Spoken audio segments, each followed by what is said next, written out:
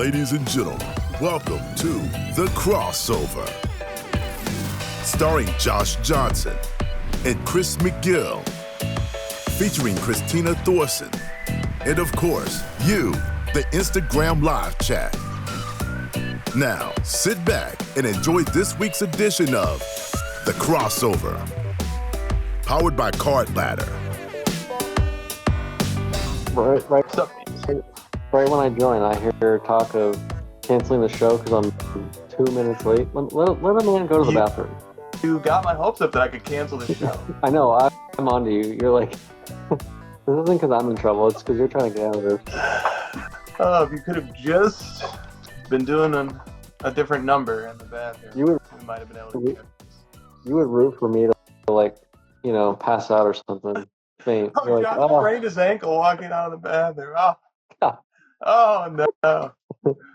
All right. Well, everybody, welcome to the Crossover. Today, we already have a title. Today is Friday, January 24th. And Josh, how are you? I'm having a really bad hair day, so just deal with it. I wish I could have a bad hair day. All right. Sounds good. First up, announcements. Do we have any Card Ladder announcements? Yes. Please. Didn't Josh just make an update? Yes. Yep. Multiple. Go for it. Yeah, you can have up to 5 now. Nice. I don't really need to display anything, you know. Like when you go to add a second index, it'll prompt you like, "Yep, go for it. Make 2," and then you can have all 5 show up in your like sorting, where you can sort by monthly change and annual change. It's 5 custom indexes. Okay, that is cool. Question: is it indexes or indices? Both are grammatically acceptable. I think indices is actually a Mother England thing. I think both spellings are allowed too, like theater and theater. Yes. All right. Mail days. How about those? Do you have any of those? Yes, 2. You guys? Let's go. I have a few. Yep, I actually have 4. I'll go first today. All right. I feel like you went first last time. All right. Let me know. What's up? I'm back in the living room. All right. Let's see. I have this one comes as a gift. This came from Andy. Bye Bye Baby Cards. He's the recent purchaser of the Jerry Rice PMG Gem Master. One of my favorite cards of all time. So excited for Andy to pick that up. He pulled this in a random loose box. He said that I think it was maybe his brother. They were like, "I want to open some wax," and he's like, "I got you." So they bought this box, and this is what they pulled out of it. And God, that card was sitting in a box for 10 years, 9 years. Can you say what it is for the people who are listening on podcast? Yes, this is the 2015 Prism Rookie Revolution insert, Todd Gurley, Black Pulsar 1 of 1. So this is an insert to the base set. It's a die cut, but it's still Rookie Black Pulsar 1 of 1. Pretty sick. Yeah. And he messaged me, he was like, "You need this card. I'm just going to send it to you." So thanks, Andy. Reminds me, in terms of like the shape and the die cut, of the 96 A Cut Above insert. Yeah. It's a very sharp looking card. Yeah. I was like kind of shitting on the Black Pulsar from this year because it's like the 1 year of Prism where they didn't do the Black Finite and they switched it to Pulsar, but it's actually kind of neat. I'll be honest. Looks good. Yeah. I'd love to get the base. I don't know where it is. I've never seen it. And then I got this a couple weeks ago, but I got it like the day after last crossover, so I'll just show it now. This is the 2013 Prism Black Finite Rookie DeAndre Hopkins 1 of 1. I believe this is his best card, depending on who you ask, but he does have a Top Scrum Superfractor base and a Top Scrum Superfractor auto, and then he obviously has the NT Shield auto, which is a horizontal, but for my money, this is his best card. Amazing. And he will be playing this weekend. He hasn't had a catch in a while. He's like aging out quickly. Well, maybe you can sneak one in. Yeah. All right. Very, very cool mail it is. And I'll go ahead and rattle off mine. Two of them come from the Dallas Card Show. This is the 1996 Skybox Premium Golden Touch Michael Jordan insert, BGS 95. Obtained this in a swap with Coleman Cards, where I swapped him, I don't know, maybe 100 slabs from like cards that Christina and I basically pulled from boxes and graded, and just consolidated that into one nice Jordan insert. Next, I'll do this one. This is a 2015 Excalibur Black 1 of 1 Jokic rookie, one of just a handful of Jokic base set, non-auto, non-patch 1 of 1s from his rookie year. And then finally, these last two kind of make a pair. Obtained this at the Dallas Card Show as well. This is the 2022 Prism Black Stars 1 of 1 Purdy PSA 10, 1 of 3 Prism 1 of 1s from his rookie year. And I was talking on a previous crossover episode about wanting to trade his True Prism Gold PSA 10 for this in a 1-for-1 swap. And the dealer who had it first told me no, and then messaged me back a little bit later and said, actually, I'll do it. So we made the swap at the Dallas Card Show. And then also in the mail, after like a 4-week authentication process, I got the second year Purdy Prism Black Stars 1 of 1. So now we've got first year and second year, and those the boxes, the premium set boxes that contain these just came out. So I'd really like to find the third and bring all three together. I have follow-up questions. Let's go. Have you owned that Jordan insert before? Never. And do you like that one or the next year of Golden Touch better? I had never owned either. So, which is weird because I owned almost all the inserts at some point. But I really like this one a lot. I can say that. I think this one looks really nice. And have you noticed the recent surge in people saying Jokic cards are undervalued? I have not. It's Probably. happening. Yeah. That just means that they're probably overvalued. I was gonna say, now that people are saying that, are you gonna be annoyed? Yep. Now moving on. Jokic PC coming to an auction house near you. And then where does stars and black stars fall in the hierarchy? And what made you feel like you're willing to make that jump over to black stars? I had zero interest in the Black Stars parallel, but the only Prism football cards I was ever looking for were the Black Finites for McCaffrey. So when Black Stars was introduced in 2022, I was not happy about it. I just wanted Prism to stick to the Black Finite 1 of 1 in that set. And the McCaffrey Shimmer showed up, and maybe the Stars showed up, and I just was like, no, I don't want these. I'm just sticking to the Finite. The Finite's enough. But it's a little bit different with a quarterback. It's a little bit different with a rookie card. And being able to get a Prism 1 of 1 of a quarterback and a quarterback who's a rookie, I have to lower my standard a little bit. You know, I can't just presume to be able to bid my way up to finite of a rookie QB. So it's definitely a step below the finite, but I'm happy to have it. I like it better than the True Gold. And it's a pretty cool, like once I started learning about it more, it's pretty cool. That's the first year of Black Stars. Just happens to coincide with Purdy's rookie year. So when I was talking to my brother about this card last night, we came up with the term double rookie because it's the premiere of the parallel and of the player. So I'm pretty excited about that. And then, there's a 90s component to the Black Stars too. It's got the same pattern on the surface, like those little refracting stars. It's the same as 1999 rubies. Mm-hmm. It's the same exact pattern. So there's some connection to 90s too with it. What's the ratio generally? Because and does it go finite then shimmer then stars? I don't know about that. I haven't looked into that too much. The Shimmer predates. The Shimmer was introduced in Prism basketball as a 1 of 1 in 2019, I think, and as a parallel of any color in any print run. I think it first hit basketball in 2017. The stars in football, I guess there was those stars during Mahomes' year. That's like not serial number to 6. I'm just rambling. I don't know. I don't know how to figure out what's better, the Shimmer or the stars. I don't know. Yeah. Yeah, I'm not sure about that. But it is pretty cool that I guess there should only end up being 4 years of Prism Black Stars. So I'd love to get all 4 years of Purdy. That'd be pretty neat if I could do that. So, okay. Or no Nebula, but still. No, yeah.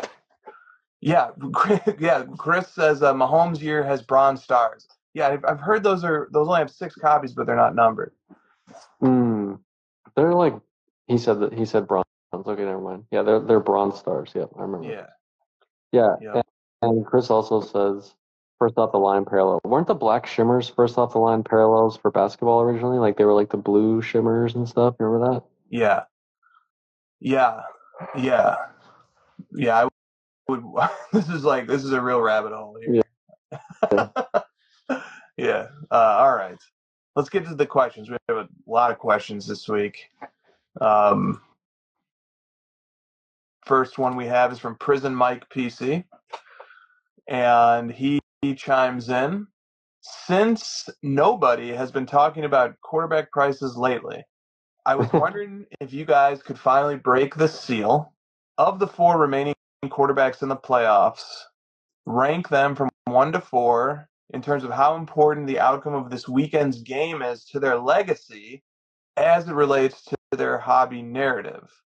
And so maybe rather than rank them 1 through 4, we could just go through each of them and just say a few things about each one. And we'll start with probably the least interesting one, which is Jalen Hurts.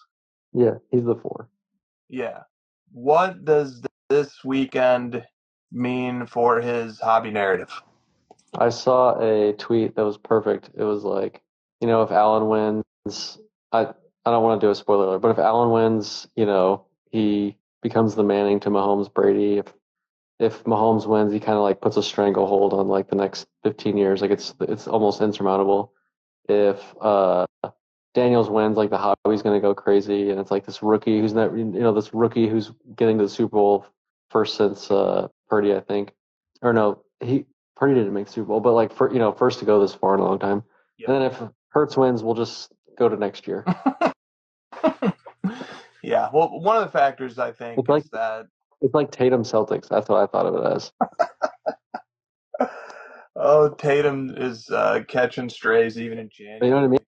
Like the team is clearly the team. It's Saquon. It's the defense. Exactly. Hurts will get the least amount of credit for his team's success should they be successful. He's also been hurt. He's had a concussion, and he cleared protocol, but those are always a little worrisome. And then he has a lower body injury too. Knee. Yeah, his knee. And then he was taking sacks and sort of lost some of his playability and towards the end of that game. And yeah, I'm a little concerned. But what's the best possible scenario for Hurts in the hobby if he were to win it all this year? I don't think it matters. I think the narrative's already in place. Like he's had a bunch of games this year with like 150 yards or less passing, and there's no way that the team, unless they're getting they get off to a bad start and they're down, they have to throw, but they're just going to lean on Barkley anyways. Yeah, and if Barkley has like 150 yards or more of total offense, he would probably be the Super Bowl MVP. But remember, Hurts had that crazy game in the Super Bowl. Like that was his one outlier playoff game where he had a bunch of yards and touchdowns and. Oh yeah, he picked the right game to play the best game of his life. Yeah, he just had that fumble with the fumble recovery for 6. That was the only problem. Yeah, and as you have been talking about a little bit lately, to me, I guess, the mistake battle. Yeah. decides these playoff games. Every single one. The winners had 0 turnovers last weekend. Yeah. So I just pulled up Super Bowl MVP odds from FanDuel, and Mahomes and Allen have the 2 shortest odds, obviously. Then Saquon is the 3rd favorite to win Super Bowl MVP, and then Hurts is the 4th favorite.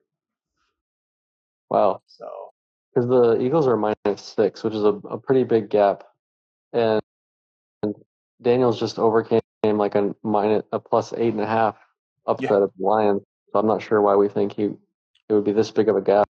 I think it's a pretty weird spread myself.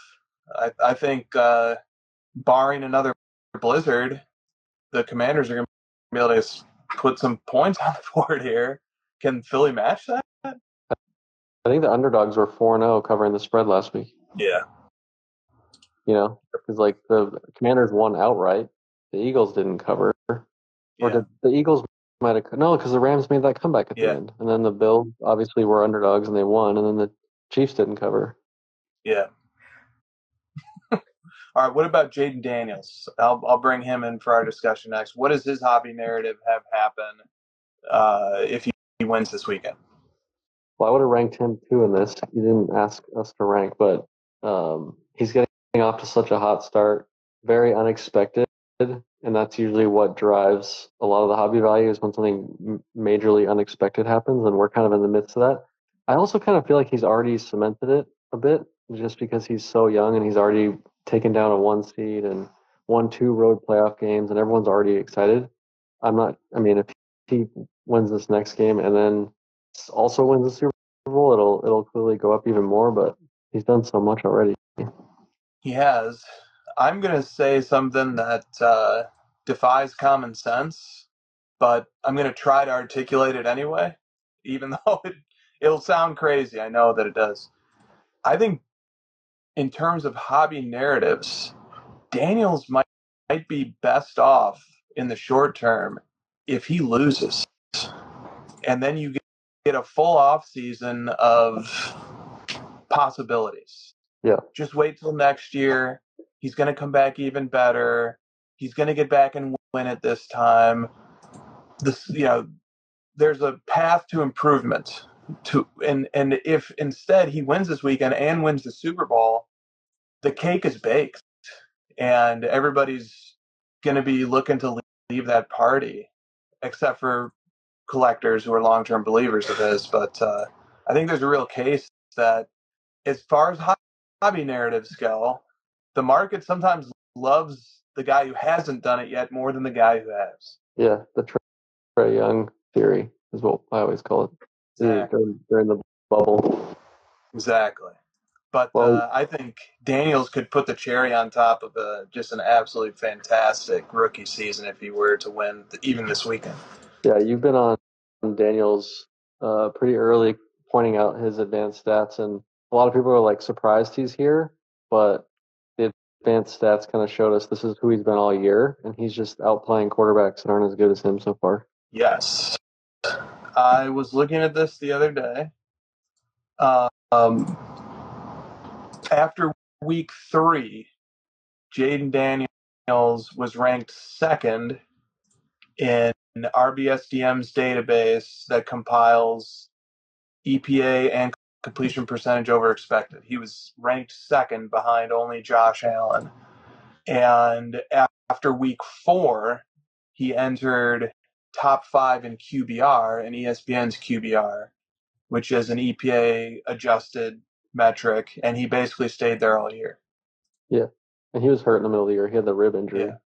So he kind of had a little bit of a dip. Yep. Because he was throwing like 80% completions and stuff, and they weren't punting, and then a little bit of a dip, and then he's obviously come back. Yep. Exactly. And then how about Mahomes? We'll talk about Mahomes next. What does this weekend mean for his hobby narrative? I think his is just, like I said, I think he can just like put a stranglehold on the gap. He'd have a 3-peat. He'd have, what is your think they're at like 7 MVPs or whatever. Yeah. It's too wide, you know. Like Allen's the only person who can catch him, and he's got 0. Or I guess Lamar has more, but like Allen is seen as like the second best right now, and he has a 0. So if he falls behind even more, it's just impossible. Yeah. Yeah.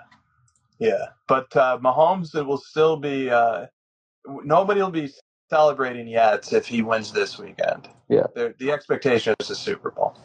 true. Yeah. But this might be, if he does win this weekend, the following 2 weeks might be a flipper's paradise, because they will love the marketing angle of, just imagine what happens when Mahomes Yeah. three-peats. Yeah. And you might see just a flurry of deal no deal posts, and this is only good till kickoff. Yeah, just wait till he makes the Hall of Fame, everybody. Just wait. Yeah. I love those. Like, we already know that it's coming, so Right. it's funny. Right. And then finally, Josh Allen. This is the biggest game of a single player's narrative in the last 5 years. Hmm. He has to win this game. He absolutely has to win this game, in my opinion. He already just had the most impressive win of the playoffs so far, I'd say. And he's got to do it again. This is the NFL, man. Yeah. He absolutely has to win this game. Yeah. He's got the craziest path to do it. You got to go through the 2 best teams, arguably, besides your own. Mahomes did it last year, all on the road. He did. He definitely did, and he didn't even make it look that difficult either. Yeah, I've picked the Eagles and the Bills like all season, preseason, all the way up to here. So part of me is like, I should just bet real money on the Chiefs right now and just hedge my, because I just don't actually, now that I'm here, I just don't see the Chiefs losing this game. Like, Well, it's just like they're only 1.5 point favorites, which seems a little crazy to me. yeah. It's like the Bills secondary is banged up, and Allen is gonna have to, he's gonna have to go nuts. He is going to have to go nuts. If you're the Bills and you win, who would you rather play, Philadelphia or Washington? Washington. And if you're the Chiefs, same question. Same answer. I think the Eagles defense is actually really good.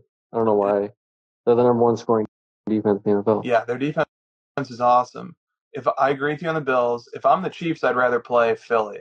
And the reason why I would want to avoid Washington is because there's always a chance that Daniels and Robinson and Eckler and McLaurin and Ertz and all those guys can score 35 points. And the Chiefs can't. And the Chiefs have not done it yet in however many weeks we played this year.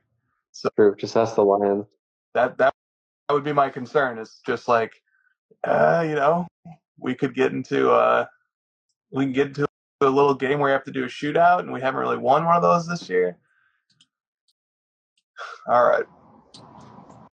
Next question from Drake's PC. As collectors, acquisition stories are some of the best parts of the hobby and one of our favorite things to share. In my opinion, the acquisition story of obtaining a card privately through hours of negotiation is far better than simply winning the card at auction. If my opinion is true, and strictly speaking to the acquisition story and the joy that surrounds it, why are so many collectors so quick to just send cards to auction rather than engage in private deals and thus create a far less memorable acquisition story for another collector? Because it's probably usually like not collectors sending them to auction. It's, and prospectors, dealers, flippers. Yeah. I can't stand sending cards to auction. I don't like it. I'd rather just wait and like find the right person to sell it to and let me control everything, and then I don't have to wait for the auction to start. I don't have to wait for it to run. I sell card. I feel like cards are not that hard to sell. Every time I go through a consolidation, it's usually pretty easy. Yeah. If you're fair. You also need a network and a bit of an audience too. True. I've seen really good cards like go up for sale in a story sale that of an account that has a few hundred followers. It's like, this is not getting in front of maximum eyeballs. So I feel like it's worse to just listed on eBay at 50% more than what it's worth, it makes it less desirable for people. They just don't want to deal with it. I think so. I think it's, in my hobby and experience, it's never been more difficult to sell a buy now card on eBay than it is right now. Yeah, I almost don't even bother at this point. but you don't even get any offers or eyeballs or Yeah. anything. Yeah, it's pretty. It just seems to be and I think it's just it's the style. I think like right now there's just so much activity on auctions, like the weekly auctions, and those just seem to be doing really well, and Yeah. fixed price stuff doesn't seem to be doing well. Yeah, there's other things happening this week where I noticed auction houses are trying to use all these different methods to try to get you to send with them. And ultimately, what people only care about is one thing, like, how am I going to get the most money for this card? I don't, all this stuff is fine. Say whatever you want, the stories, but ultimately, people just want the highest price possible. And so, like, whatever auction's going to do that or whatever method they can use to market it the most or whatever. They just want the highest price. Like all the other stuff is whatever. Yep, I think that's the answer too. I also I think Drake is a little low on winning auctions. Yeah, it is Winning fun to auctions win is pretty auctions. awesome, right? Yeah, it's great. Yeah, I have a lot of fun winning auctions. The worst is losing an auction, getting second place, and then seeing it for sale a week later. Yeah, yeah, that just losing is bad enough, but then you almost feel like you dodged a bullet too. I lost an auction, uh, like less than 2 weeks ago, and that exact card is at auction right now with a different platform. Like you literally got it and immediately sent it to another auction. You're just like, why don't we just pay all these companies the fees up front and might as well just give them more money? So this is something I've been thinking about a little bit lately. Is is the re is maybe the reason why auctions are doing so well is because, for whatever reason, right now dealers and flippers are just loving to win things at auction and then try to immediately resell them. You think that's happening more lately than ever, or it's just happening to us more? I don't know. Maybe it's just happening to us more. I'm tying it together with the fact that also auctions just seem to be doing really well right now too. Yeah, okay. Yeah. Why do you think that is? I don't know. It's just sort of like there was a mentality shift, and like dealers and flippers have come to believe that there's just endless deals happening at auction, and they're all getting Yeah. steals. And then as the collector in me looks at that, and I'm just like, I don't feel right winning cards bidding against dealers who have no interest in actually owning this card and who are just gonna turn around and try and sell it to somebody like me after they buy it. Like, how can I stop them from doing this? You just like pay them a fee to not bid on it. It'll save you money in the long run. That'd be pretty funny if there was an option to do that on an auction listing. Yeah. Like dealers just like advertise, I will not bid on this if you pay me $50. Yeah. I think it's probably that um we've gone through these phases of like what the dealers and flippers have discovered as to what cards collectors are after, and they're like getting closer and closer, they're just going straight to the 101s, and they're kind of circling the cards we're after, so we're just feeling it more. Yeah. Let me put a bow on this by saying I think what Drake is advocating for here through the question is collectors being open-minded to dealing with each other, and Yeah. instead of immediately hitting the send to auction button, consider placing the card in a home, having a little bit of back and forth with another collector, making an experience out of the deal, and maybe there's some greater good that's achieved through that. Well, think of this example as well, Chris. Let's say we own cards where we have other cards that are similar to those, right? You can see stuff that we have, and when we go to sell it, you can assume we've got more things similar to that. So if I were to send my card to auction and it gets won by a flipper, the odds of that card showing up again are high. And so there's this feeling of increased supply of that exact card. Yeah. which then fuels the increase of supply of all my types of cards. If I'm able to more strategically place it with someone I don't believe will sell it, and I can sell it for, let's say, 5 to 10% less than what I would get with the auction, I feel that's actually worth it more long term because I know that it's going to keep the supply and keep the demand for the other stuff that I have really high because it's continuing to be locked up, and nobody even knew I did the transaction. It's kind of moving between from one collector to another and staying hidden. Does that make any sense? Yeah, completely does.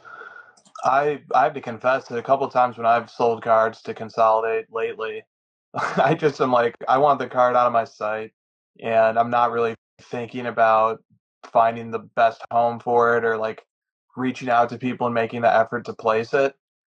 And I probably should put a little more effort into that. And like 56 Tops guy says, keeping cards out of the vortex is a noble pursuit. So, Well, like I that's was put on a bunch of cards in trade last year. I don't know if you remember that, but it was like stuff that I didn't ever want. It was just yeah, a strictly like it was easier for the person to pay me basically in cards instead of cash. So I auctioned that stuff because I just had no ties to it. Like I didn't know how to properly sell them. I didn't have the network to like put these in the right places. So I just like quickly sent them to auction. So there is like a use case for all these. yeah. There is as I just kind of think about this more, and I think about your example. There are times when it feels great to actually sell a card to a place that is a good home for that card. Like it was harder selling some of my random non-rookie one of one McCaffreys, but the Prism Golds were in hot demand, and I was able to place all of them or almost all of them with people who were in the little group chat for McCaffrey collecting, and I know that they're all still there 2 years later or a year and a half later, and that's cool. I'm just kind of thinking about that, and also that's a resource for me because let's say somebody else comes up to me down the line and is like, "Hey, do you still have any Prism Gold McCaffreys?" And I might be like, "No, but Yeah. you can try these three people," and I might be able to help some people make a deal, which is pretty cool too. That's how that I can actually help somebody else, be of value to somebody else. Yeah. I I guess just it's kind of like putting AirPods on your card so you know where they land. Right. I just put like a lot of value in the long-term strength of our industry being that cards are with people that aren't like selling them all the time. I just feel like that's really important. And I agree. it, it keeps it more of like this sort of like secret underground thing where people aren't moving them and it's really hard to get in. You can't just have the Bezos come in and just buy whatever. Like it has to be this sort of uh this tougher thing to just come in and like have the best collection. Like it should be hard. Exactly. Well said. All right. Next question here from Lakers Exquisite. Let's discuss defensive bidding and price protection.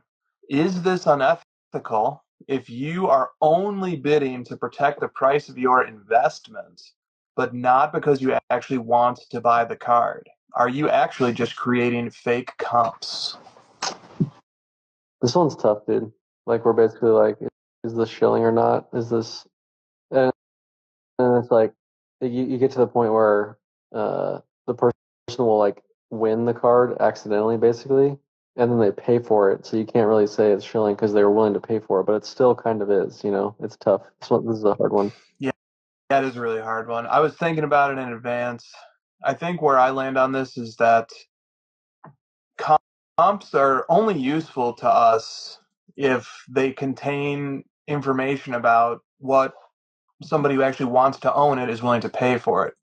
If I told you, if you were trying to figure out what to pay for a card and you found this comp, and then I told you this comp actually was just a guy bidding on it and winning it because he felt like it was getting too low and he has other copies of this card and he didn't want it to go low, you would look at that comp a lot differently than if I said, oh, a collector who had been trying to find this card for 3 years bid and won this card. Those are two very different comps.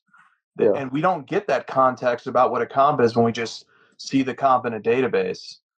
So I think it would be a big problem if the majority of comps out there were just people bidding on things to protect other copies that they own. or protect similar cards that they own to try and create information and databases that can benefit them when they try to sell stuff later.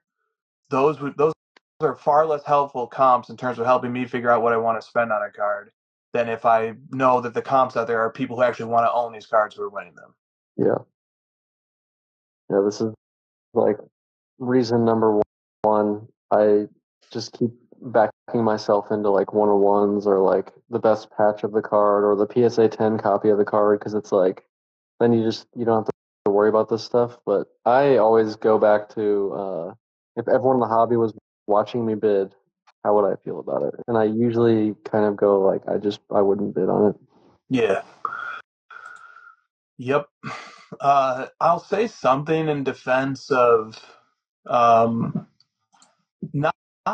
I think it's something softer than price protection, but it's not quite pure collecting.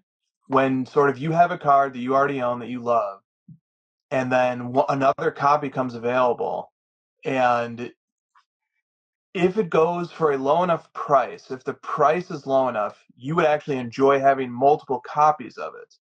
Yeah.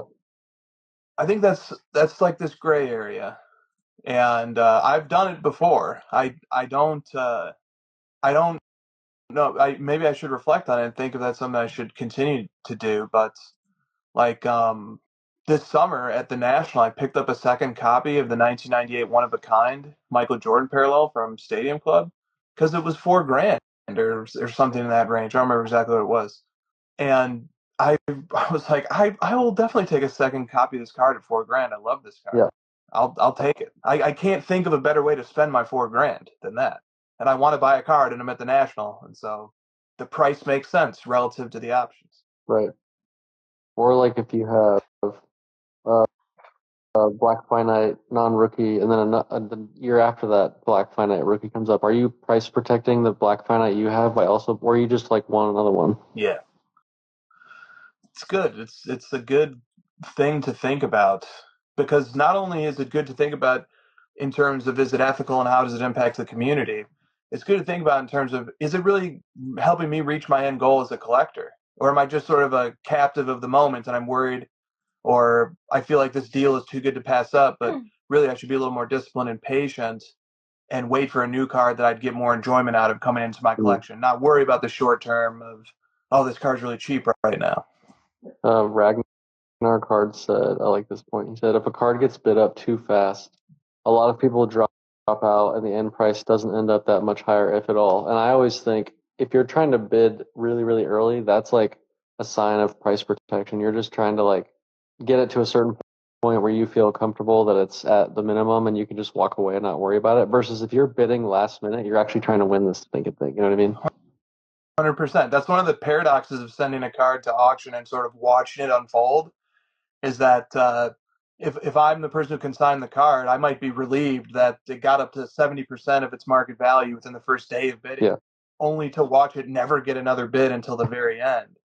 And then I might be really worried. And on the other hand, if I send the card to auction and it only gets 10% of its market value, and there's like a minute to go, and I'm like, nobody's bidding on this, but then the flurry of activity happens in the closing minutes, and it does really well. Yeah, the rare cards that are like 101s and stuff usually have the last minute bids because it's like everyone actually is trying to win this thing. Yeah. Yep. All right. Next up from THZ Sports Cards, please discuss the Paul Skenes debut patch PSA 1010. It's fishy that there are no photos or videos or anything of it being pulled. And Out of Wax also had a topic or a question on this topic. Please discuss hobby Instagram going schizo over the 11-year-old who pulled the Skenes. How do we know he's 11 again? Did I miss that part? How do we know it's an 11-year-old kid? We know it's an 11-year-old kid because there has been social media activities such as this tweet from Fanatics Collects 10 hours ago that says, this just in, the 11-year-old collector and his family have decided to sell the card. Well, and they even published like pictures of his journal. Oh, we're going to get to that. Oh, okay. Get to that, dude. I'm behind because to me it's like someone pulled it and graded it and now they're selling it. I don't get it. Yeah. Okay. So let's talk about the journal for a second. Oh, we got a journal. All right. This is from Topps. The 11-year-old collector who pulled the Skenes debut patch just shared his journal entries. Oh, oops. If you don't TLDR this, I'm gonna leave. You don't want to read this whole thing? Absolutely not. No way. Okay. Let me just read a little chunk of this. All right. Okay, he's definitely 11. First of all, are you convinced by the handwriting? Yes. Well, I mean, yeah, it looks real to me, I guess. Sure. Okay. All right. Let me read this. Just a Am little I bit. supposed to put on my tinfoil hat right now, or is that where you're setting me up for here? Let's just see. I don't want to load the deck here. Let's just see. I love a good conspiracy theory. Here is part of the journal entry. Me, my brother, and my dad were like, OMG. Parentheses, my mom was very excited too, but she never collected cards, so she didn't know what it meant. And parentheses. Suck, Mom. Just mom catching strays. Yeah. Now listen, all right. Then my brain pooped, and I started bouncing all over the place, and my dad was like, let's go. I was so excited, but first we went to one of our grandparents' house and hung out with them and our uncles and aunties. I am 11 years old, so pulling this card is a dream come true. All right. So, I have a 9-year-old son, so this tracks. Okay, so first of all, this is plausible. Yeah. But if he does have a journal, does he one of our grandparents' house? Wouldn't he say I went to Grandpa's house? No, the way he said it was exactly how a random 11-year-old would say it. It's just like it's. Let me just give my theory. Yeah, here's what I think. The squirrel said it. Yeah, I think an 11-year-old wrote this, but I do wonder if it was written at the request of a marketing department. God. Hey kid, write a journal entry in the middle. Yeah, exactly. Look, we're gonna grade this card. We're gonna send it to auction. We're gonna tell the story of this card. Everybody's gonna love it. Could you give us a journal entry or write what happened and we'll share it. We won't give your name. We won't give your information, but we want to tell your story. What's the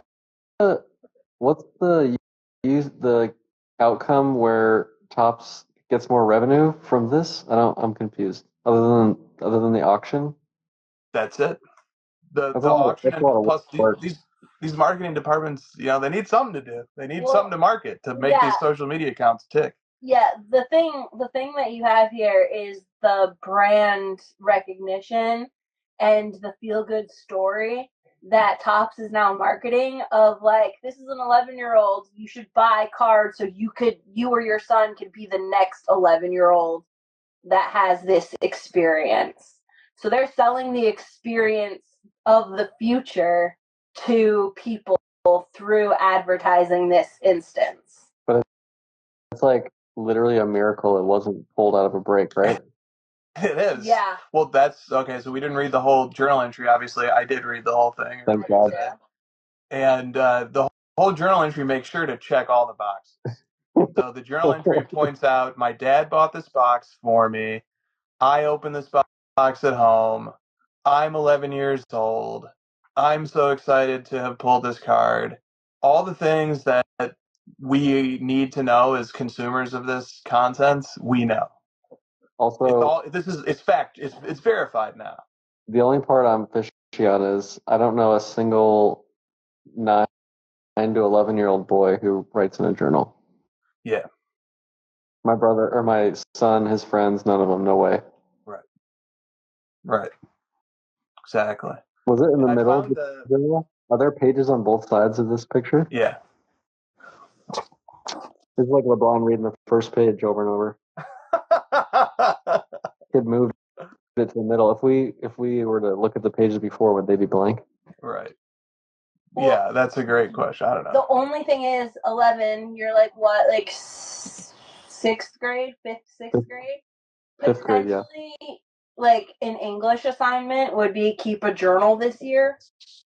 Like that's the only thing I could think of. Look, he also, since we're just really digging into this, there was erasing and rewriting going on, almost as if like, let me just do this right, and I meant to say also, this, and yeah, it also started with like it was November 13th, 2024, and Topps had released 2024 Chrome update. Like it moves from like past tense to present tense. Like I don't know. And then it's just like it was written at one time. Yes. Like it's not like he wrote on in November that like he didn't get the box, and then Christmas I got the box. Like it was definitely a story that he wrote at once. So the negative conspiracy theory would be that Topps gave him this card with the understanding that he was going to grade it, and they were going to like orchestrate the whole thing. I would not go that far.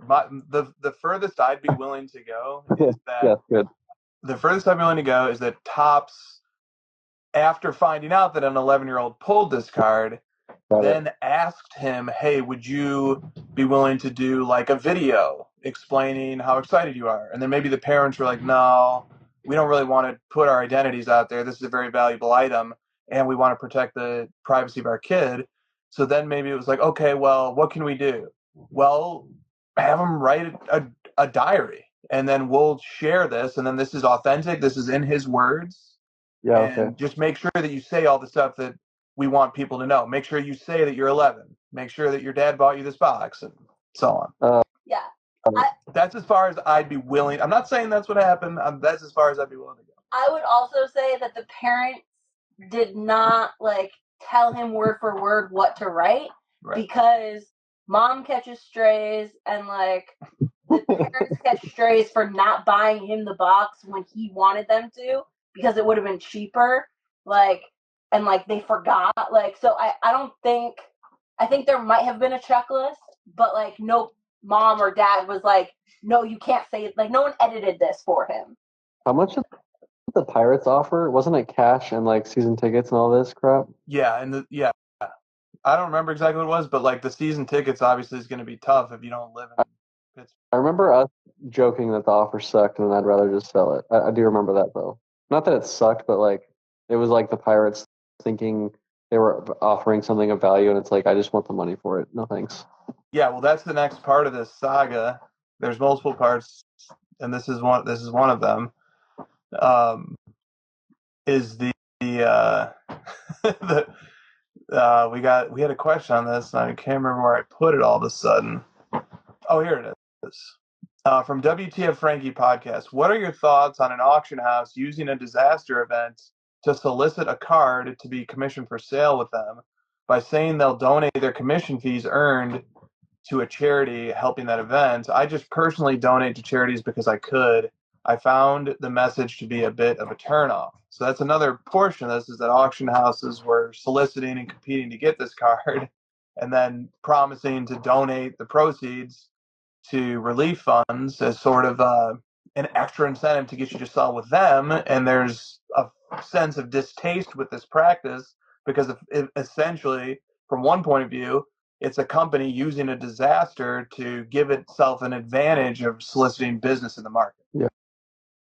I'm a super mega cynic, and I'm always very off put by any sort of like giveaway or donation thing, even when it's like super clearly like a positive. I don't know. I'm always like, I'll donate my own money the way I want. Thanks. Yeah.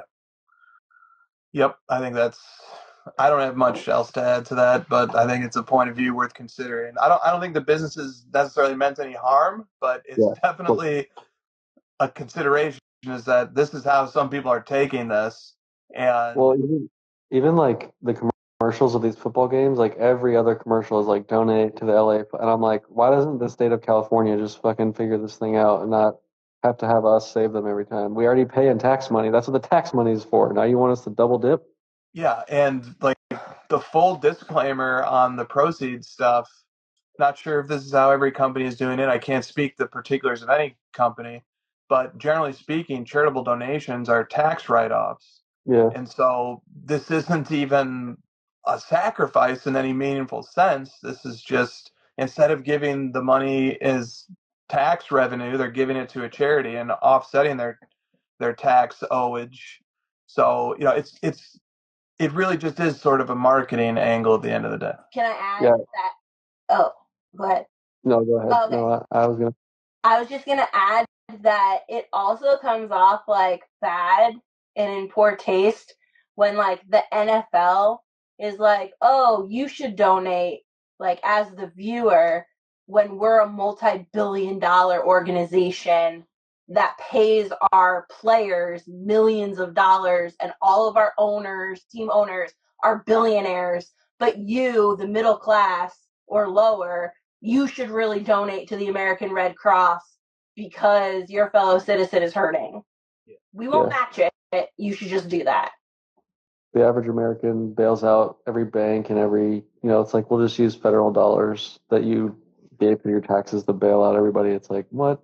You guys fix this crap. Yeah, and the average American taxpayer pays for those stadiums that all of them play in, like, and gives tax breaks to these billionaires and this socialist organization called the NFL. So, like, if we want to get, like, fancy with it, why don't you start paying your fucking fair share so that, like, the middle class isn't holding the burden? Man, I think we moved off the strays from the mom way too quickly. That's my favorite angle of this. He's like, yeah, me and my brother and my dad, we were really excited, but mom was just like freaking off Mom doing didn't whatever. really understand what was going on. She doesn't even know sports. Just like, yeah, that was okay. I feel like my son would do that too. Just like, yeah, mom doesn't know anything about sports. Just me and my dad. We got this covered. Okay, and then another aspect of this topic is the 10-10 of it all. Okay. Like you just like people are just poking holes at every possible angle. But it's also it was a redemption. Yep. So it's not like it was in the box. How did it get redeemed in 3 days, huh? Well, no, there's an answer for that too. I'm sure there is. There's an answer for every circumstance in this. Okay, so I saw an answer to the redemption part. It's right here. This is a tweet from PSA Card, who say, bringing you another look at one of 2024's biggest chases, fresh from the grading room. The Paul Skenes MLB 101 debut patch was pulled as a redemption, then fulfilled by Topps and delivered to its owner. Okay, so this post made sure to clarify that it was a redemption, it was fulfilled by Topps, and then it was delivered to its owner before coming to PSA. So then there's the question about, okay, so the autograph runs a little bit onto the gold foil, right? Yeah. And so a few people were wondering, should that have yielded a 10 autograph? And I think I saw PSA's Chris Carlin comment on this on Twitter, something to the effect of, the autograph grade gets dinged if it runs off of the card or off of the sticker, but if it just covers different portions of the card but stays on the card, then that's not going to impact the autograph grade. Does that line up with what you know? Yeah, and it's like, because the card surface changes color doesn't mean that it's going off the card. I think that's correct. Yeah. I mean, dude, if it's a redemption and like nobody even really touched it, I mean, why can't it be a 10-10? Right. Yeah. Yeah. So it got a 10-10. I saw some people complaining that like the speed of this and like how did an 11-year-old like pay for this so quickly and stuff, and it's like, dude, the family clearly knew that this is a really expensive card. They saw maybe the report of like the Pirates offer, and so if it were me and my son, I'd be like, we're hopping on a plane right now, me and you, we're going to PSA's offices, like we're stopping what we're doing. This is a huge event for us and our family. Of course, that makes sense to me. Yeah. I think it wasn't it reported at one point that their family's from Southern California? Even easier. Sounds right. They drove. Yeah, they just like drove in. Yeah. Okay, now what about the expedited service of it all? If you pay for that, dude, they have a walk-in service. They have a PSA offers this. You can actually like get in touch with their offices and say, I'm coming into the office to do I forget what they call it, but where you like literally drop The it off in walkthrough. person, the walkthrough, and they'll like do it there in hours. Yeah, that's totally a thing. It's expensive, but you could do it. And it's like, how do you pay for it? You have like it's like how college kids get like insurance policies against their future earnings. It's the same thing. Like, I'm gonna sell this thing for a bunch of money, so like I bet you the auction house even fronted them the money to get it graded. Like Yeah, that part doesn't matter. that's certainly happened before. Yeah. That part doesn't matter. Like the dad will put it on his credit card because he's gonna sell it. Who cares? The dad's like, son, I'll loan you the walkthrough fee, but the interest Exactly, rate. dude. Come on. This is so ridiculous. Like, I'm about to get $500,000. Can I borrow 10 grand to get a grade? Yes, of course. What do you think? We didn't have a question on this. This is just a me topic.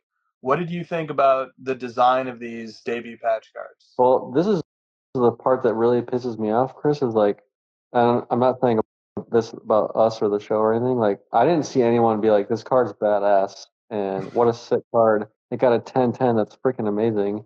It ended up with a kid. This is great. What an amazing story. This card is sick. I think these are the most like innovative, awesome new product to come out in the last couple. I think they're sick. I think it looks Yes. nice. I think the patch that he wore it is cool. He wore it his first game or whatever. Yeah. It's great. Yeah, I'm going to tell you why that's not the reaction.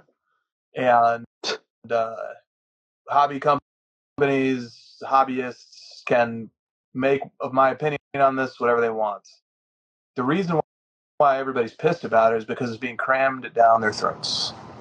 From multiple avenues of content creators or From what? the absolute biggest hobby companies. From the marketing departments. Yeah. Yeah, I guess I didn't get it crammed down my throat as much. No, neither did I. It was completely outside of my purview until the questions started coming in, and then I started like searching on social media, and now it's in my algorithm, and now I'm seeing a bunch of stuff. And I'm not bothered by this. There is still one more part of this saga to touch as well, but I do get why people are just like, I don't know. I just think it's a little bit unrealistic to expect people busting their ass to go to work every day, hopping on Twitter, seeing an 11-year-old kid who can afford to buy expensive boxes, hitting a six-figure card, and getting the perfect grade, and writing journal entries about it, Yeah. and having every big hobby company begging to sell it, and having the chance to meet Livy Dunn if you want to go that route. I mean, it's a charmed life, people don't have to love this kid for this happening to. Yeah, I guess what I meant though was like I just think the card is really cool. I agree. We have some topics on the debut patch card a little bit later that might let us talk about that a little more. The stories, whatever, like it was gonna end up with some like no matter what, like a breaker's gonna get it. People are gonna be mad about that. It's with a kid. People are mad about that. It's with an adult. Right. It's with a guy who's already rich because he can afford the boxes. Like, you can't win. People are going to be mad no matter what. Yeah. We haven't figured that out yet. It was also like the kid's Christmas present. Like, he made sure to say in the journal, like, he did. That's true. He begged for it, and they were like, "It's a lot of money. We're not going to do it." And he was really sad. But then they decided to do it for him. So like, I think that. Let me ask you this. Yeah. If you had to guess, if you were a marketing company trying to invent an 11-year-old kid, and you were going to make him come from a certain place that might have very recently been ravaged by tragedy, where would you make that kid come from? Oh my gosh! Come on, this is crazy. Yeah, okay, I'm following you now. Where do you think this kid's from? He's from Southern California. He's from Los Angeles. Yeah, I get it. He's from Los Angeles. So like you can let people be just okay. But anyway, the last part of the saga is that the card is being sold through Fanatics Collect. That was Right. the marketplace settled upon. Uh, um, the Pittsburgh Pirates tweeted, "Well, we're bummed that we won't be seeing you behind home plate for 30 seasons." 30 seasons was crazy. Yeah, they were giving. Okay, that's insane. But What a horrible burden on your life. we'd still love to bring you to Pittsburgh for a special day at the park this season. So, Well, my question is the person who buys the card, can they still, if like, let's say no one actually wants this card, and they buy, like someone buys this card and they're like, I want to claim the bounty from the Pirates. I live in Pittsburgh. I'm a huge Pirates fan. I want 30 years of season tickets, like, and a huge party at the ballpark with the coaching staff. Like, if you're a fan of that team, that'd be a sick ass thing to buy. So you could get that bounty. Does the bounty still like exist? Can someone else claim it, or was it only for the person that pulled it? I would I guess think the it was bounty has, only to promote the poll. no, it has to still exist, or that's just lame. Second, it'd probably be cheaper to just buy 30 years worth of Yeah. Pirates tickets. But so the idea here is somebody can win this at auction with Fanatics Collect and then sell it to the Pirates organization for the same thing. What were the Pirates going to do with it? I don't know. Put it in the park so that people can come and see it. That's probably. Yeah. I have no idea. They didn't The specify. auto can fade.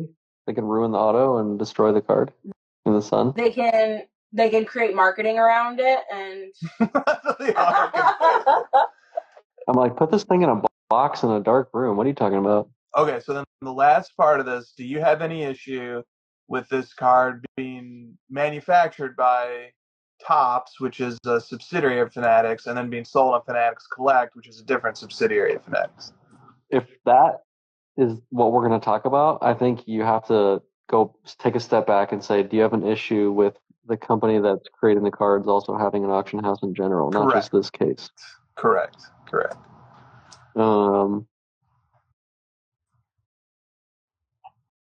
I don't know. I'm thinking about it. I don't think so. Yeah. It's just another element of the saga of this card. I'll be completely honest too. I'm trying to care about this. I guess like I get your point. I think what you were trying to say is like there's just like a lot of big corporate companies surrounding this, and it just is like ugh, the average person's like, oh my god, who cares? All these big corporate companies, Exactly. Yeah, it's just I'm all I'm trying to do is set expectations appropriately. Like the hobby companies are doing this because that's what they exist to do. They have marketing departments that exist specifically to capture moments like this and use it to promote their brand and increase their product's revenue. However, there also should be an expectation that anytime something has the corporate is just layered in the corporate promotion, even though it's never explicit, you can always just sort of sense like this is just really all about making rich people richer. Yeah. Plus, like, this is a free marketing tip, but like for you and me and Christina and like collectors, we actually are only thinking about it from the angle of like, this is Paul Skenes' best card. Is a collector of Skenes going to end up with this, or is there any sort of like at all care about like what collector ends up with this card, or is it all about this bullshit around like, oh, the season tickets and the ESPN article and all this other shit? Because the marketing is always centered around the story and all this crap, but like at the end of the day, we care more about is this like a collectible that ends up with you know what I mean? 100%. There's absolutely like zero discussion or focus on that, and I think that's where marketing at these companies continues to miss because they're not collectors. They're just marketers. 100%. That's why my final sentiment on this is just going to be tolerance across the board. The marketing companies should not be offended that people are upset that they missed out on this, or that it just sort of feels contrived and a little too perfect. The collectors like us who just think this is an awesome card, we should have tolerance towards marketing for sort of using it the way they're using it. And the people who are upset about this, there should be tolerance towards understanding that this is what the machine's going to do.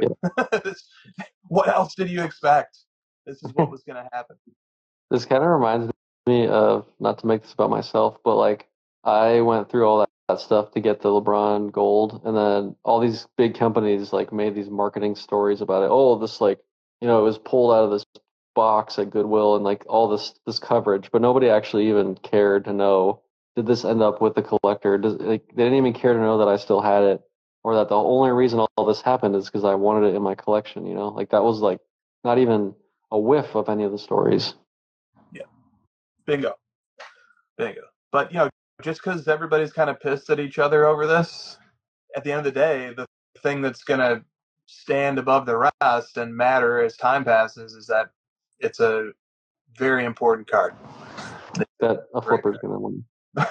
Yeah. That's in a display case at a card show coming soon near you.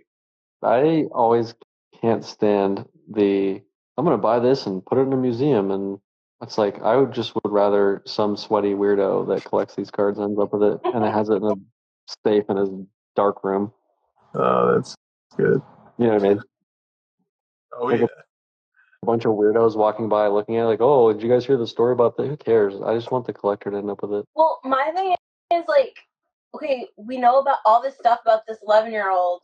What I don't know about this 11-year-old is if he actually collects or what he collects. Why wasn't that a follow-up question to like highlight this kid? Like, yeah. Boom. They're going to be like, oh, fucking marketing. I guarantee it's going to be like, oh, he's going to like pay for his college tuition with this. Like, God, that would be the worst outcome possible if all this stuff happens and he takes his money and freaking pays for his tuition in some future wedding. It'd be sick if he took all this and built a better collection. That'd be the story that probably, let's just be honest, if that was the story, then we'd be like, really? We would just never be sad. Yeah, no matter what. He's going to Harvard and he's paid off his 4 years already. God, that'd be so boring. Or he bought his dad a new truck or something. Yeah. Look, I mean, also, this is another part of this hobby. There is a level of competitiveness. Everybody's trying to hit this card. Like, yeah. When the Celtics won the championship last year, what about the fans of the other 29 teams? Like, should they be writing congratulations cards and sending them to TD Garden? No, Yeah. they're gonna hate on them. Just ask Mahomes, dude. Everyone hates him now. Great metaphor. I mean, this card is the Mahomes. You already did it. I just picked another league. Yeah, exactly. That's a good metaphor. Okay, let's try and cram in some more questions here as we get to the end. Let's cram it. The Cardfather 13 says, can you look in your crystal ball and predict how sales of MLB debut patches might eventually work for NBA and NFL equivalents? In other words, how do you think that the debut patch is going to operate once they're being made for NBA and NFL players? They'll say NBA debut instead of the MLB debut. Right. Yep. Well, okay, here's one thing. NBA debut is kind of difficult because you often sit on the bench until your team is up high enough. If you're not like a first round draft pick or like first couple draft picks, you often sit on the bench until your team is up high enough or down low enough for them to put you in and rest like the second string. So, like, how would you know when to put that patch on, or is it on every time they suit up? Like, it's not like baseball where you know you're going to play that game because you got called up for that game. Is this a new? I think you just invented a new category. There's not only game worn, but there's actually game worn and played in the game. Right. This is just gives way to multiple debuts. This is First rostering and then first appearance. like Flawless is gonna get in trouble because they're not all game used. They could just be like, bench players. Yeah. Like that's a logistical problem that somebody can figure out how to solve. Yeah. I think it would be cool to have those, right? Or are those going to be, my question is, are those going to be the replacement of the Logo Man rookie as like the premier card? Exactly. Because Do you think so? well, that's certainly what they've become in baseball. Is Really? baseball never had like a card to rival the Bowman First Super autograph until this. But the early sales of stuff like this, and we'll be able to compare the sale of this to Skenes' Bowman First Super. This will probably sell for more. Skenes' Bowman First Super, I want to say, sold for. I'm just taking a look in card later here. Yeah, Bowman's here. This card. What do you think this went for? Yeah, I think it was like 200 grand or something. Yeah, that card went for 123,000 in September. It's like pretty reasonable, all things considered. Yeah, and that historically has been during this era a baseball player's best card. And now, there's some comments in the chat. Konami card says the debut patch is going to go for significantly more. Yeah, the 1010 helps. Yeah. But I'm interested to see if it would rival if Topps were to make, like, when they have NBA, if they were to make their own sort of NT product and they continued the Logo Man auto, if that were to compete with this, or is it like a three-headed monster kind of thing? Yeah, we're going to find out. That's sort of the gist of this question. I don't like the design. Really? No. Why? I don't like how the player is only half action shot. Kind of similar to the complaints that early National Treasures had, like the Giannis year. Yeah. I don't like the gold foil. I think it's just not what I would use to signify the very best card. It's just like a thick strip of gold foil. The patch, I don't really like how it sits in the card. I think like Logo Man and Shields look a lot better. The patch, I don't know. I don't love how the patch looks. And I don't really like this extra information down here at the bottom. Like it gives the debut of the game, like MLB debut on May 11th, 2024. I love that information. I just don't want it on the front of the card. Yeah, the back would be perfect. Yeah. I mean, this, I just, and maybe this is a design that resonates more with baseball players or baseball collectors. But yeah, I don't really love the design of it. The design can't decide whether the gold holofoil is the heart of the card or whether the patch is the heart of the card, and it needs to commit to one or the other being the focus of the card. So that's just an opinion. Obviously, this is going to be a six-figure card that did very well as a product. So my opinion is just one small voice in the forest, but that's just my take. I would like to see a different direction, maybe design wise, when they do it for NBA and NFL. All right. Just my take on the design. All right. Andrew Kesey directly asks, do you look forward to Topps debut patches for NFL and NBA? Sure. Yeah. Yeah, I think it's kind of underrated, this idea that you have a piece of memorabilia from the player's very first game and it's dated to that game and it's in a card. That's the next level of game worn. Yeah, I definitely would not hate to know that extra added information on all of my patch auto cards. I mean, it's cool. Agreed. if it was on the back. I mean, I have a couple that are like, this is from the 2005 All-Star game. But, that's a cool tidbit. Yeah. Yep. All right. From Rock Boys Cards. Finally done with the debut patch stuff. Greetings. In basketball collecting, at what point is a player no longer considered a prospect? Year 1, year 2, dare I say year 3 or year 4? When their prices have cratered. Probably like year 5, 4 or 5. Yeah. Right. Yep. Although, what about, since we've already mentioned him once in the show, what about Jason Tatum? Is he still a prospect? Or what is he? Finally getting the respect he deserves. And somebody said he was a soft superstar. Yeah, I feel like this whole podcast that Bill did, where he's like setting up his woes of the Celtics being the 3 seed or whatever he's trying to do, is all just to like set it up where Tatum's like the lone alpha now. Like he's the guy. Not Brown is struggling. That's the reason they're Tatum's gonna have to save them, kind of thing. Yeah, I think I think Tatum still is a prospect. He's from the 2017 class. I know.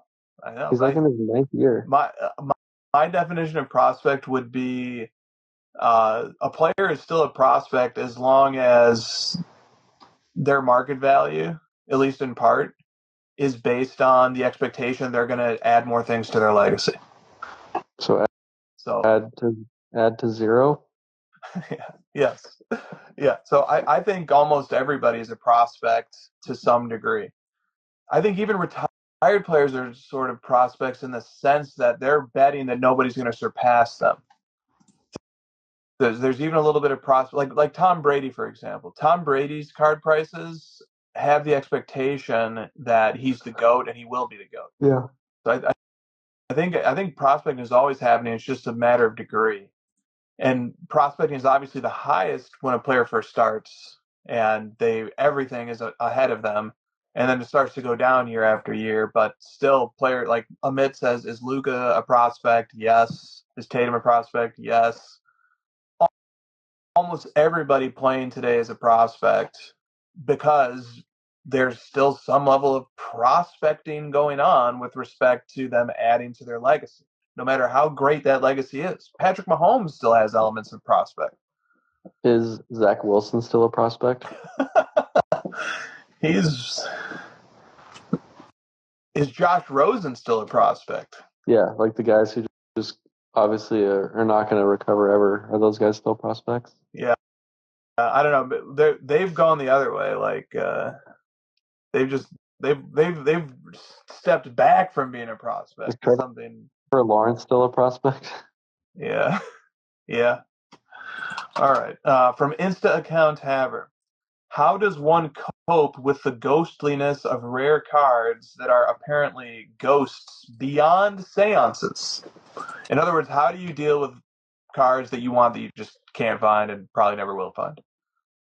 Move on. Find better ones. Sometimes you can't move on. Sometimes you just need 1 of 5 to show up somewhere in the world so that you could finish something and put a project to bed. Didn't we get this question, like, what's the top card you would want in your collection that hasn't been surfaced? Didn't we get that question? Sounds familiar. Like,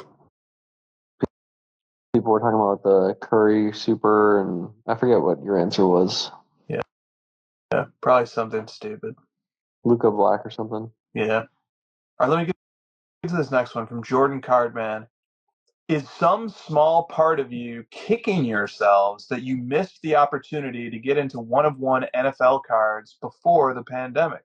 You were so clear-minded and saw the opportunity for your Jordan and LeBron Grail pickups pre-2020.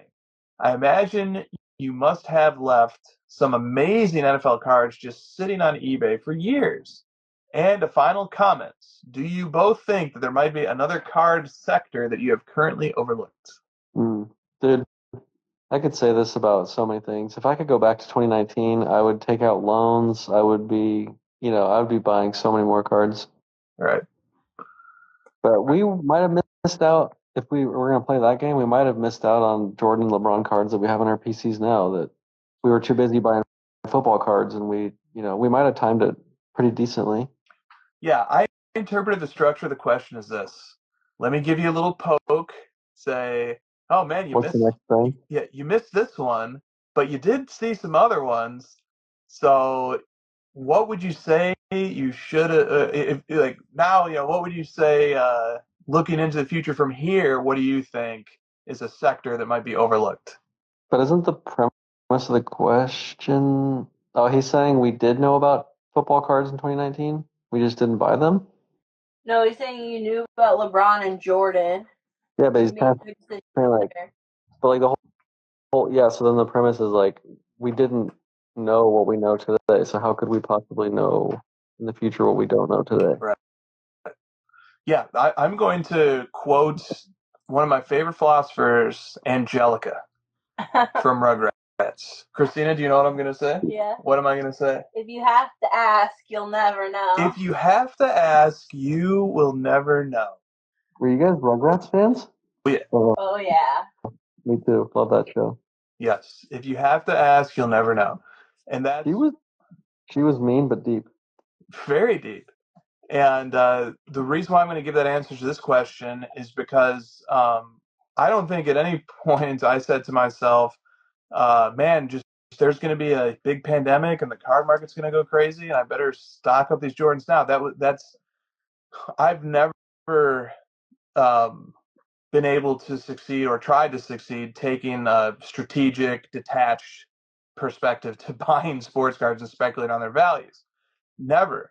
It's just been, these are the cards I'm really excited about. I really want to put these cards in my collection. I'm passionate about this. I'm fired up about this. I found a community of other people who like it. There's an organic flow to this, and I'm loving it.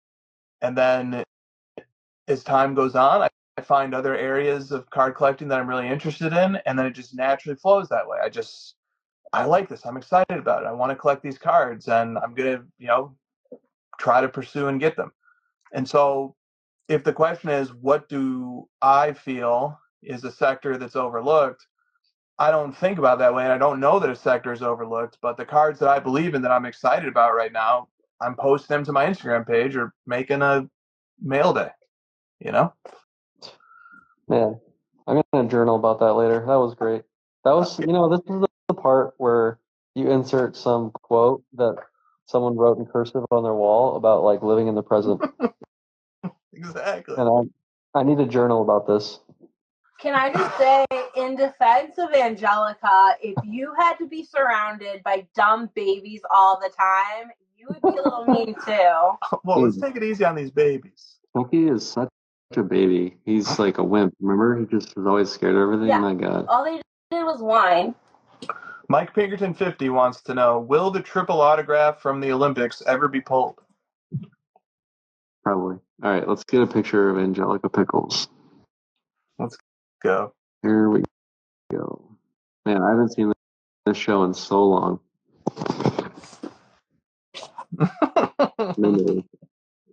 She had crazy eyes, didn't she? Dude, she was always... She's probably some representations for some society-based terror or something, All right.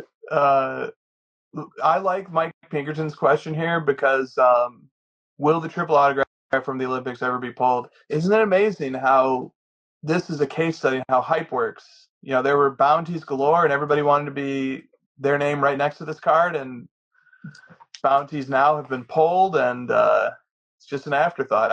I mean, even if that card were to get pulled today, what would the excitement level would just be a fraction of what it would have been had it been pulled when the hype was Didn't Topps like control all of that? Like they would have controlled when it went out exactly.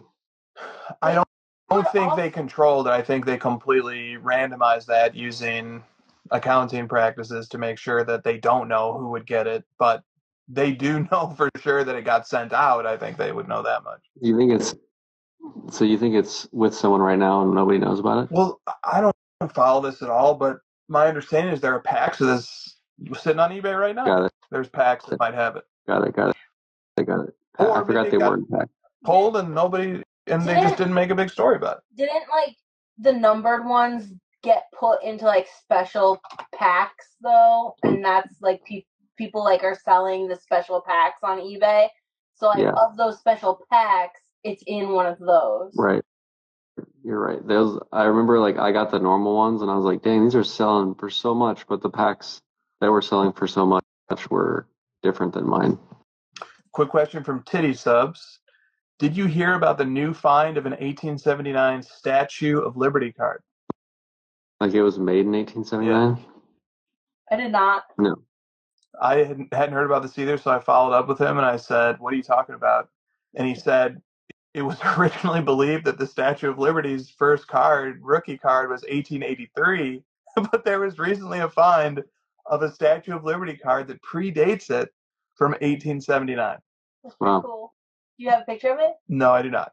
I don't even know if this is true at all, but it's a good story, and I like it because it's a cautionary tale. USA. Yeah.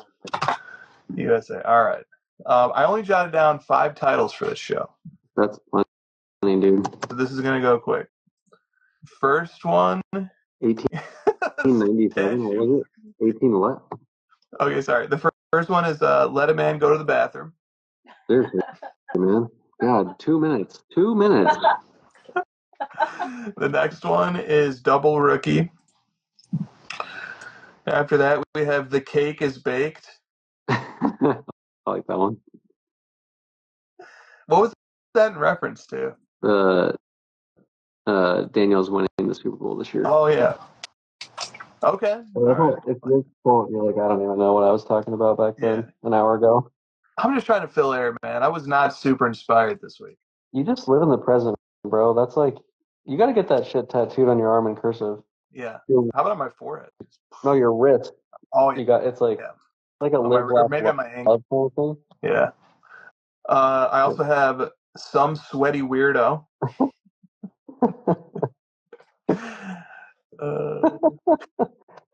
Everyone's going to think in the hobby that this episode is dedicated to them. Yeah. And then finally, Mean But Deep. No. The last 2 are my top 2. The ones before that one. Oh, Some Sweaty Weirdo or The Cake is Baked? Yep, those are my top 2. Let's go with The Cake is Baked. I like the reference to the football stuff that's going on right now. Oh, also, Stiff says, don't forget Crammed Down My Throat. Haven't we done How could you forget that? before? We probably have. We always get stuff crammed in our throats, so yeah. Pause. All right. And we are just about to hit the 90-minute mark. That'll do it for this week. See you guys next episode. Maybe. CY Card Ladder is the most respected sports card analytics app on the market. We have virtually every card in our system. If the card you are looking for ever sold on one of these platforms, you can find it using Card Ladder's sales history.